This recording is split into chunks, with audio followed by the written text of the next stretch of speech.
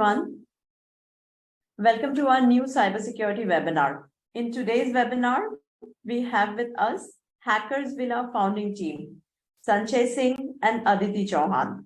HackersVilla Cybersecurity is a professional security training and B2B services platform. HackersVilla provides VAPT services for various schools, universities, and institutions. They also have a Train the Trainer program, which provides training to the faculties and students to make them aware of how to implement cybersecurity. It gives me immense pleasure to introduce Sanchay and Aditi. Sanchay is a cybersecurity evangelist, speaker, trainer, and an ethical hacker. Sanchay loves speaking and creating awareness on various cybersecurity topics. He has found notable bugs for major brands and won several accolades. He has also been working with Upgrad campus as a subject matter expert and is also the co-founder of HackersVilla Cybersecurity. Aditi is also a cybersecurity enthusiast and a co-founder of HackersVilla Cybersecurity. She loves to talk about various aspects in the space of cybersecurity. Currently, she heads the marketing in HackersVilla. Please welcome Aditi and Sanchay. Thanks a lot, Rumita, for the very good introduction. Thank you. It's great to be here and have a conversation and making awareness with other people regarding this topic. Thank you. So, shall we begin? Sure. Yeah, sure. So my first question to you would be, we see that digitalization has been increasing. So various scams and frauds have also come into existence, right? So what do you say about this? For this, I would like to say that the 21st century is the digitalized era, right? And in this era, especially after COVID, everyone has started using internet and all these things. So for this question, I would like to go in 3 phases: the cause, effect, and the solution, right? So if we talk about the cause, everyone after the COVID and in the COVID has started using a lot of internet, and they have started revealing their information on internet a lot, whether it's logging into any sort of website just by going with the Google and all that stuff, right? And second would be, this has made easy for the fraudsters to take up the information, the databases, and other causes can be more people sharing information online these days, as I already said. And there is a hike in these people, like the number of the people who have been sharing all these information. And if I talk about the effects of this, people have suffered a lot, like the financial losses, emotional distress, and people have also gone into debts also due to all these fraudsters taking up information through the credit cards, right? And they have been, making people giving all their life savings and then also ending up into the debts, and that they are not able to repay, leading to suicides and other things. So these can come into the consequences of all these things that have been increasing. But as we all know that the solution to the problem always lies in the problem itself. So yeah, so the problem that we actually faced was we have started being very frank to unknown people. So initially we have to check the legitimacy, the information that we are gaining these days, is it legitimate? We have to check the resources.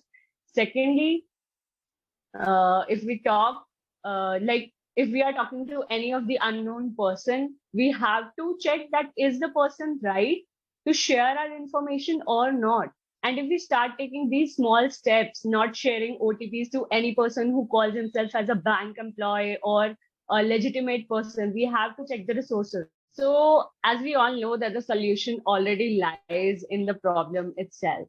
So as we said that the problem was to, we are not able to check the legitimacy and all these things. So first solution comes here, that we have to be the one who is always checking the resources of the information, the legitimacy of the person, and not sharing the OTPs to the people who are just calling us and saying that they are any bank employee or trying themselves to be a legitimate person, right? And the last solution is that if we find something suspicious, even we are the one, it always starts with you and me, right? It's not that that world has to go on a phase and world will improve. It always starts with us. We have to do awareness sessions, we have to do podcast videos, and we are grateful that we are also creating awareness right now through this podcast and video session, right? And if we find something suspicious, it always starts with us that we have to report it to the right authority. If we don't report, the scammers are increasing. They are doing all these things that they always do, and they are also getting the high. Yeah. So as we always know that the solution already lies in the problem itself. So as we already discussed the causes and the effects that are being caused, so we actually need to work on the solutions. And the solution starts with us. So number one, we should find the legitimacy of the people who are trying to call themselves as the bank people or some employee of some legitimate company, right? XYZ. So we have to find the legitimacy and not sharing our second will be not sharing our personal information with anyone, and specifically the OTPs, because OTP is the only way, one of the only way, I won't say the only way, but one of the only way you can get hacked in seconds, right? And all the your identity will be lost, and then again the emotional distress and all these things. And third would be, as I already said, that it already starts with us only. So we have to say that whenever we find something suspicious, we will be the one who will be reporting to the right authority. And lastly, as a whole, as a group, we should create awareness via videos, podcasts, YouTube, and all these things. And we are super grateful that we are doing it right now. So we are making people aware, right? So we have to work on these solutions, and we have to be the action taker, because cause and effects and knowing about them won't work. We have to work on the solutions. Yeah. So I think it was a very insightful answer, and we had a lot of key takeaways. Like you said, not to share too much of information with strangers, and spreading the awareness across. So thank you for the beautiful answer. So with this, I would, since you talked about various methods, so can you please show us how unsafe downloading or surfing the internet could actually lead to potential data breach? If we can see that, that'll be lovely. Sure. Thanks a lot, Aditi, for the answer. Let me add and let me show you this thing practically as well.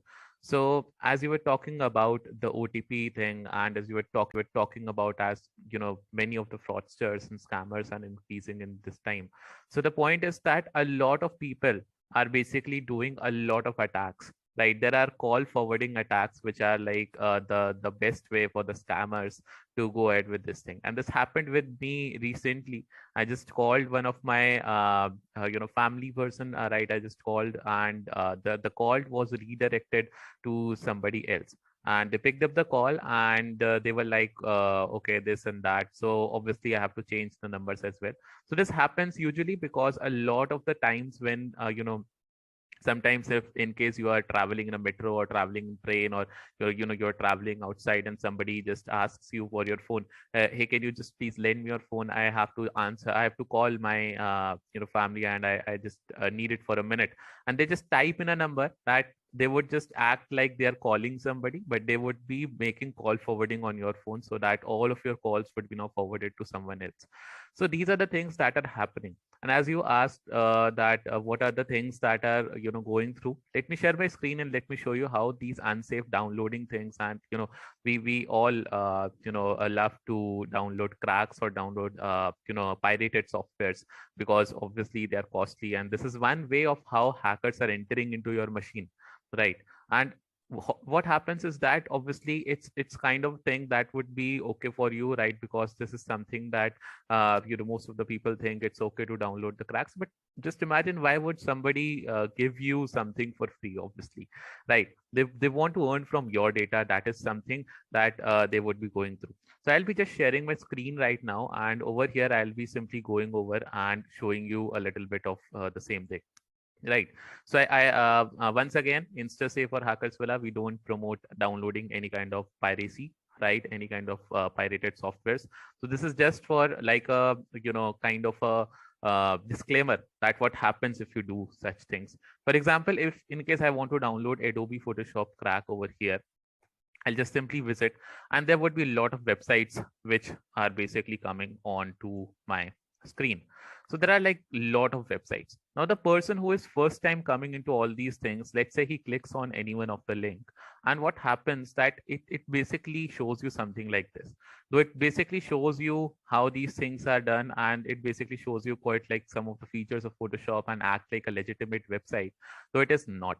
Right. For example, if you click on download crack, what it would do, it would download Photoshop crack version or any kind of that software that you want to go through with, but it would open a very fishy link and it would download kind of these files. Right. Because the name is similar, right? The name is similar that you are trying to download. And the point is that they have told that please do go ahead with this, copy this link and paste it in a new tab, and they have also given the password. They have logged this particular file as well. So what is the sense of locking the file and giving you the password? Right, that's a very fishy thing, and you have to think about it. When you download it, it downloads something like this, and this is just a 5 MB of a file. And when you open it, you will realize that this is not legitimate thing that you are looking for. This is basically having a file, and if you basically give the password that was 10101, and if you go through with it, you could basically see that you are downloading some software setup.exe, which is not even what you want to download. This is something that hackers want to inject in your PC, and it have a lot of other applications installed, right? And if you are able to install, or if you install or double click on this particular setup.exe, they might take the whole access of your PC, encrypt it, and then ask you for the ransom. Right. That's how these things are increasing, and that's how unsafe download and downloading these kind of crap would basically lead you to towards something that I would say that you should not fall into the trap. There are like lot of ways by which these people are doing that. Like this was like two ways, like the OTP thing and all these things. Second, it could be that you could get a call from somebody, right? You could get a call from somebody saying, hi, I am Rakesh from Paytm. I am XYZ from Paytm. I have monitored a transaction on your phone number, but that is coming from a different IP address. So for that, I want to confirm that if it's your phone or not. And you will be like, okay, this is not me who is doing the transaction. You will be confused because digitalization has been so increased, right? We all have our accounts on Paytm, Google Pay, or Phone Pay, right? So you will be like, okay, please go through with it. And then I would basically say that, or the hacker or the attacker would basically say that uh, Paytm never asks you for OTP or passwords. That would basically build a trust on you that, yeah, I am really from Paytm. And when that happens, you will be sharing details. You will be sharing, I'll be simply asking, what's her father's name? What's her mother's name? What's her date of birth? Can you just give me last four characters of your Aadhaar card number? Can you confirm me your bank account so that I could say that it is safe or not, or it is the transaction is safe or not? And believe it or not, with just your Aadhaar card and with just your bank account number, I can get a loan on your name. Right. That are the things that are happening in today's time, and people are falling for the trap. And through that loan, I can basically do anything. I can literally go ahead and increase my marketing as a scammer, right? And a lot of things are happening these days. That is the thing. I think it was very interesting and at the same time very scary what you Yeah. showed. Yeah. So thank you, Sanchay. It was indeed when you show it practically, it's very interesting to see, and it's very informative to know that how risky these things are online. So Sanchay, with this, can you also show us if we could know how attackers think and perform the attack, because you are an ethical hacker, right? So if you can show us, that would be great. Sure. So let's go with it practically. As I told you that these kind of files are, are the things that could let you attack into the machine, right? So I am currently having a setup right now. And through that setup, I could basically show you in just next 10 minutes how these things are basically done, right? So over here, my setup is currently in virtual machine. And because I won't be touching my own machine or somebody else's machine over here, this is totally virtualized platform. And the setup is that I'll be having a particular machine over here that is Kali Linux, right? Which you might have heard, or all the security enthusiasts might have heard. This particular Linux is the operating system that helps you go inside practical ethical hacking. Like, it have all the tools, and many of the cybersecurity researchers use this particular operating system for carrying on with all the attacks and all the research purpose. So over here, I'll power on this particular machine, and also I have a Windows 7. Why I have taken Windows 7 as a target? Because mostly in today's time, a lot of technologies, a lot of companies are still working on Windows 7. Are all ATMs. When I go to metro, I see the boards, they are working on Windows 7. When I go to airports, the machines, the projectors, like the screens that are there, are working on Windows 7. Most of the things are working on Windows 7, and that is still a threat to us, right? So this is something that I'll just simply show you. So I have my Windows over here, and again, I have my Kali Linux booted over here. So these are the two machines that I would be doing. I would be trying to hack my Windows 7 from, my Kali machine. So let me just simply log in and open the machine. And over here, this is my Windows 7. So I'll be simply creating, the same kind of file over there that I just showed you, right? So I will be creating that particular file, and then with that file, I'll be simply getting inside the Windows, right? So that would be the practical aspect. So let's simply go ahead and let's simply basically go back to Kali over here.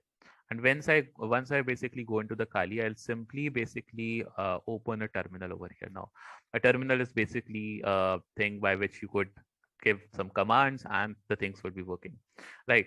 So over here, I would be just going ahead and I'll be creating this particular exe file or the setup file which you might want to download, or which you might want to download from different aspects, right? So I'll simply go with this, and there is a simple tool. Obviously, this particular tool could let me create these kind of things.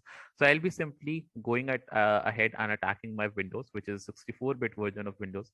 And this is the technical aspect of how you create the things, and the name of the payload that we're basically creating. A payload is generally a term related to how you could basically hack into the particular machine. So that is what payload we are currently putting in. And then we would be creating a reverse connection, right? We would be basically creating a reverse connection coming from that machine to my machine. So it's specifically that if I have one machine over here, that is the machine of the victim, and the second machine, that is my machine. So I'll be basically getting a reverse connection from the victim's machine to my machine. That is from my Windows 7 to me. That is what I have. That is why I have written reverse connection over here. So then I have to give my IP address, just like your home addresses are there, right? With your home address, I could reach to your home, right? Be it any place in the country, right? I can, with your address, I can visit your home just like that. Our computer devices have a certain IP address as well. That is basically unique. And with that IP address, any device could reach to any device. So I have to put my IP address over there because I want the victim to reach me at the end, right? So for that, I would be first of all checking in my IP address. And this is my IP address. I'll simply copy it, right? And I'll simply paste it over here.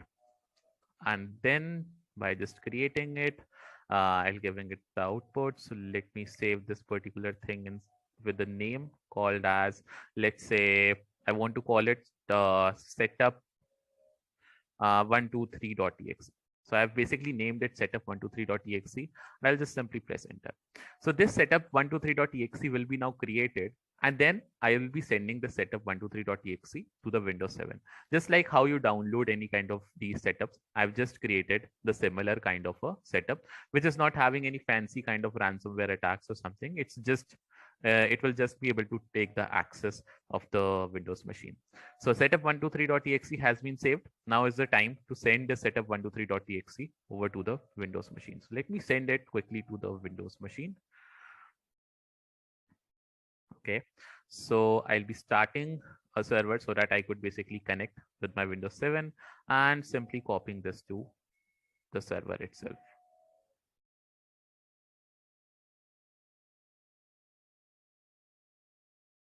Okay, so let me specify the file I want to copy.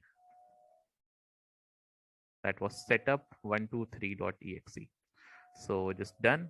And now we can go back to our Windows, download that setup.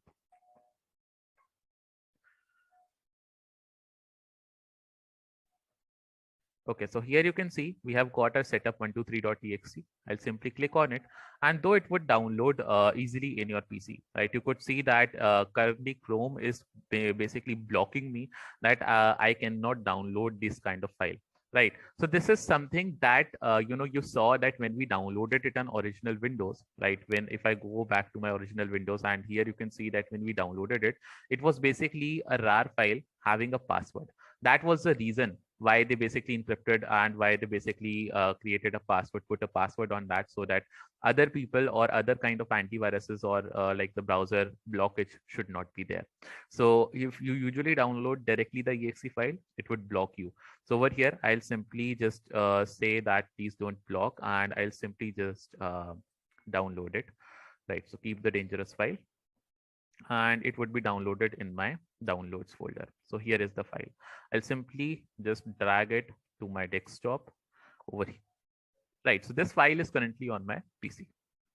Right, now let me go back to Kali and set up the exploit as well, set up this particular attack so that if the second person clicks on that particular PC, I should get the connection. So for that, I would be opening a tool called as MSF console, which is generally used by a lot of attackers and a lot of people. You're breaking, Sanchay.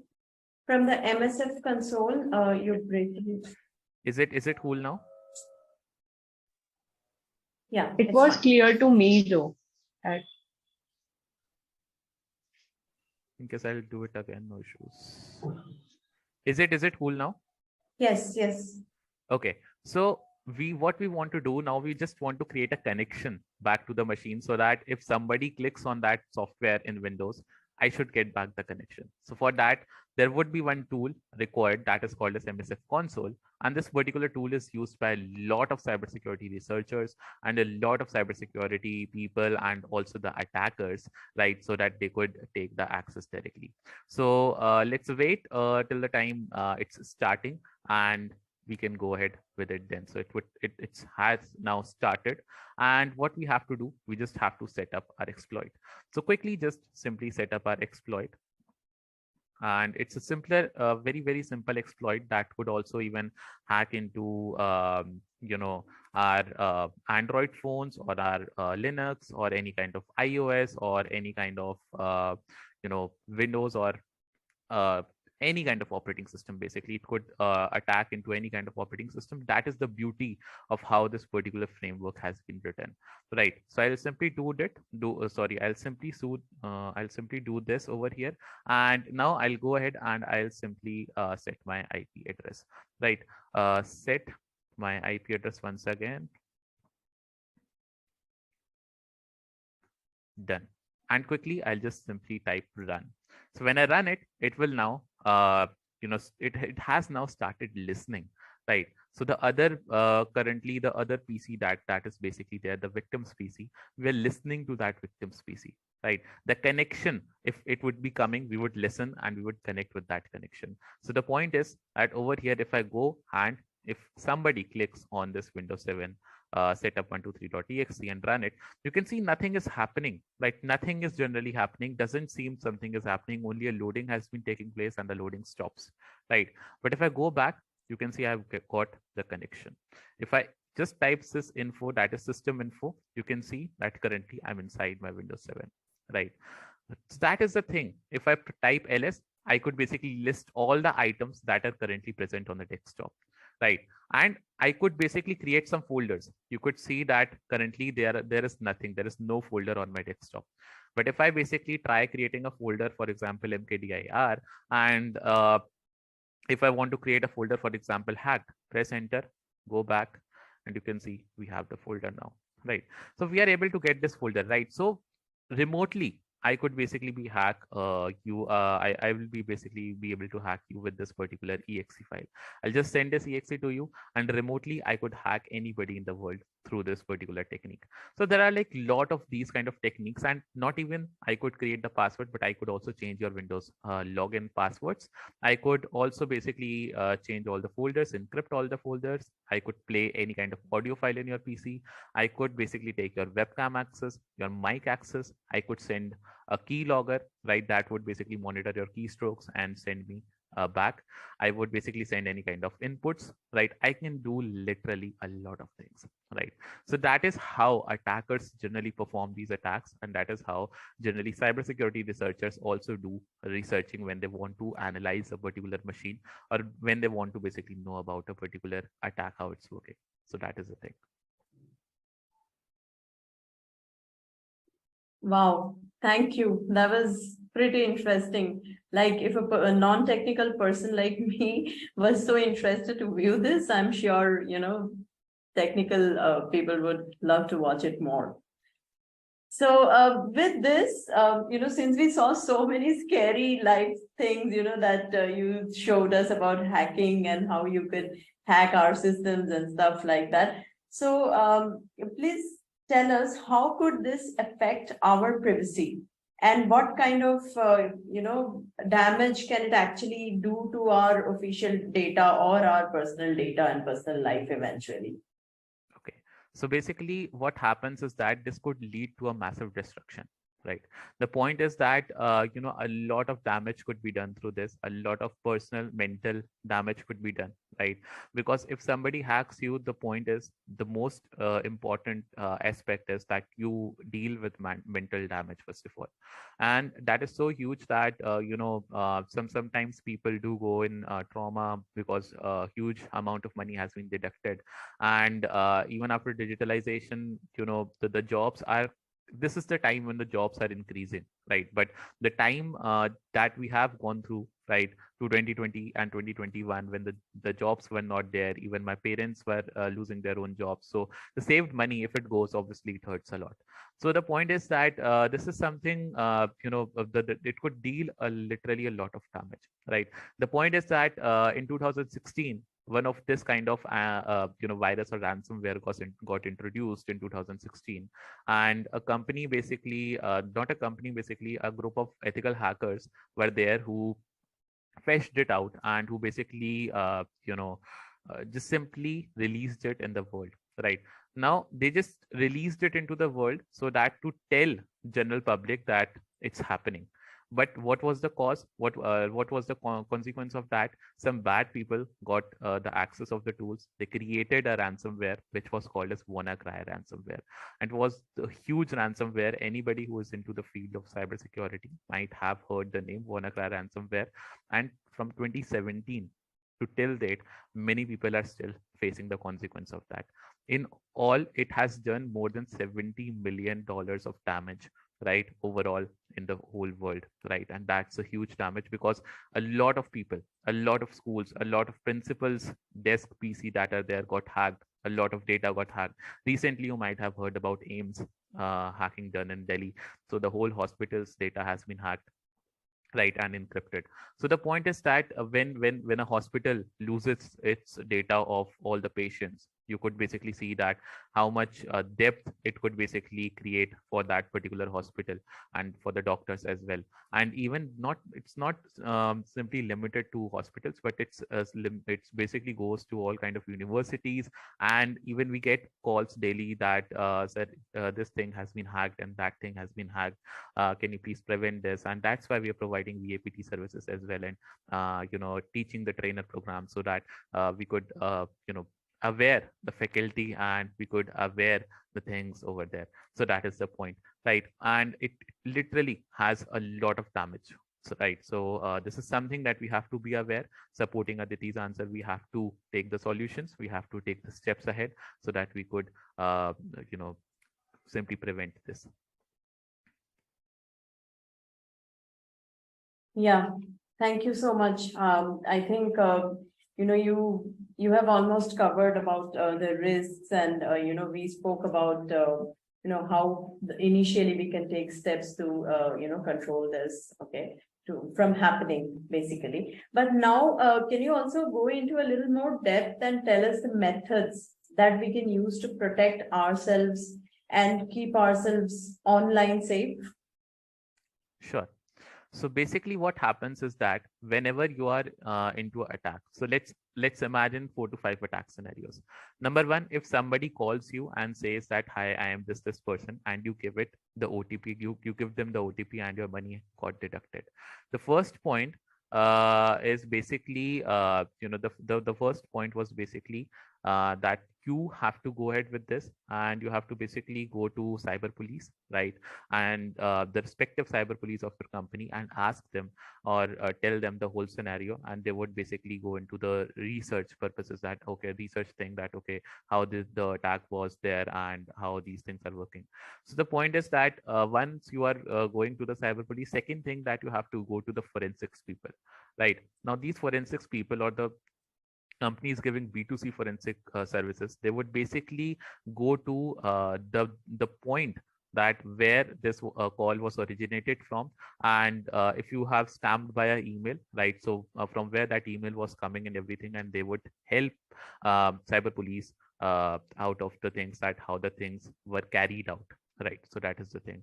So that could be the number one aspect. Second, if you download a certain kind of certain piece of trash or something, and you click on it, and it basically start giving the access, right, to the second person, you could simply use some of the tools, right?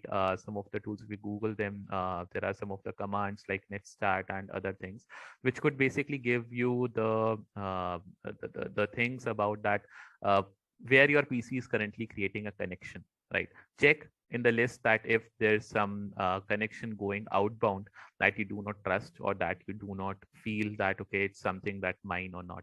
Even this goes with the phone as well. You might have seen the phone that there is a data usage setting.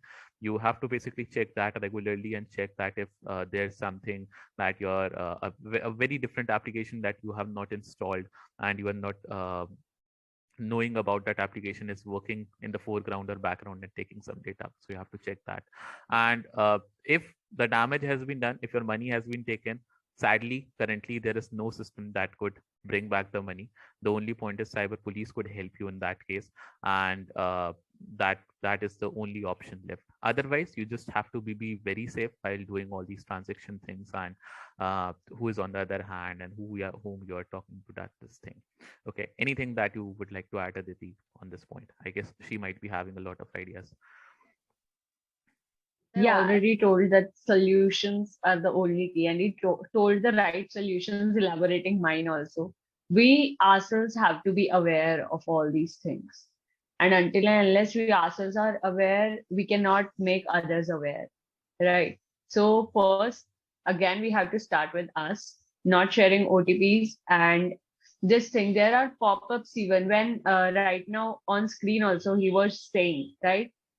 There we get a pop-up that this file may be harmful, and this file, and then also we are not checking up the resources, we are ignoring that message. Why are we ignoring that message? At least we have to check the resource, is it legitimate or not, and then only we should carry forward that thing, right?